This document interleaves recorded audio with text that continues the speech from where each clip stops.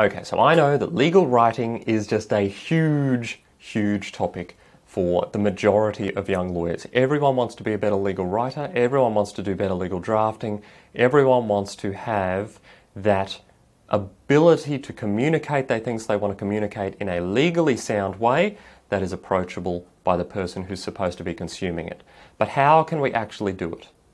Believe it or not, I am not going to run through 6,874 examples just to show you how I would go about drafting everything. What I want to do is to approach it from a very strategic perspective, a high-level perspective on legal drafting that can give you a process to work through for really anything, any form of legal writing that you're going to attempt throughout the course of your legal career can fit within this framework, and it will become second nature, but you might need to do it a little bit consciously at first.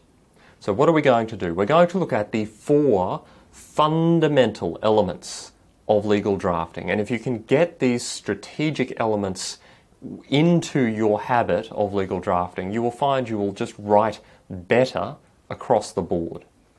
What are the 4 elements? The first is purpose. What is the point of the communication? And the best example I can give you about this is a letter of advice. How many times have we seen a letter of advice that contains tons and tons and tons and tons of reasoning, but precious little actual advice? Is a letter like that actually delivering its purpose if the advice is buried somewhere in this huge swathe of paper? I say not. There are many opinions about that, and that comes back to some of the other elements that we're talking about soon. But if you're asked to do an advice for your client, the thing your client cares about the most is, drumroll please, the advice. They want the advice. Sure, they might be interested in the reasoning, but what they want is the advice. So, how are you going to ensure when you next write something that you determine the purpose? Well, you need to think about it, obviously. And particularly this is the case with submissions, particularly this is the case with letters of advice to your client, and particularly this is the case with legal pleadings and documents, okay? Contracts, you can apply this, of course, because each contractual clause will have a fundamental purpose. And if you stray too far from that purpose, then you're going to end up with a messy clause that doesn't achieve what it's supposed to achieve in a neat way.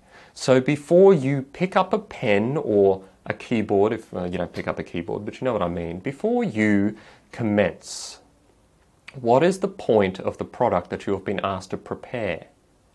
It has to have a point. You need to ascertain its purpose. There might be a couple of purposes, but there will usually be a core, fundamental, central purpose for anything that you're going to write. What is it, and how are you going to ensure that your letter attacks that front and center? That is the focus point of what you're preparing. Okay? Purpose.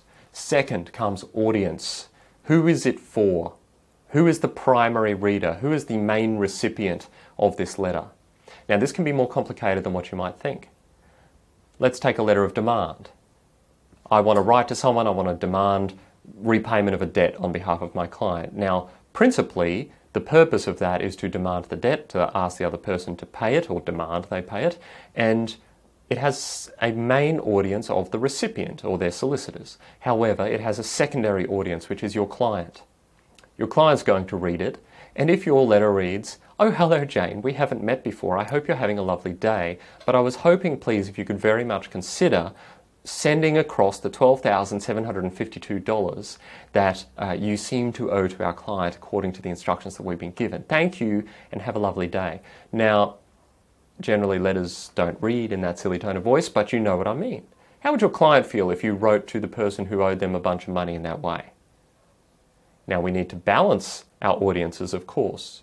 And that's why we usually have a primary audience and a secondary audience. And we have ethical obligations that are going to impact upon how we treat our opponents and how we treat our clients. So not everything can go in to make your client happy, but at the same time, you need to consider their needs and how they're going to react to reading something that you've written.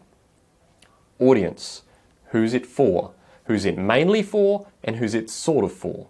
Sometimes you write a letter to an opposing lawyer that's actually designed to trigger a few reactions in their client.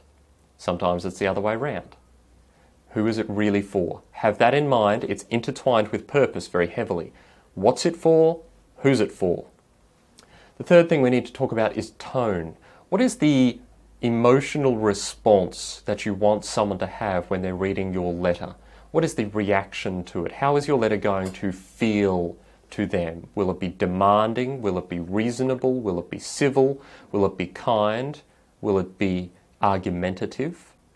What will it be? What is the reaction you want them to have? This is where you can determine what sort of sentence structure to use, what sort of modifiers to use if you're going to write with modifiers, what sort of introductory little phrases you use that might be largely meaningless other than the fact that they create a particular tone. Don't just assume that every letter should sound the same. That's a terrible assumption. It comes back to your purpose. If you have a particular purpose for your letter, then your tone needs to align with the purpose. Because if you write a very demanding, brusque-sounding letter to someone where it's designed, its purpose is to persuade or convince in a civil and rational and kind manner, then you're going to be at odds there. You cannot write every letter the same.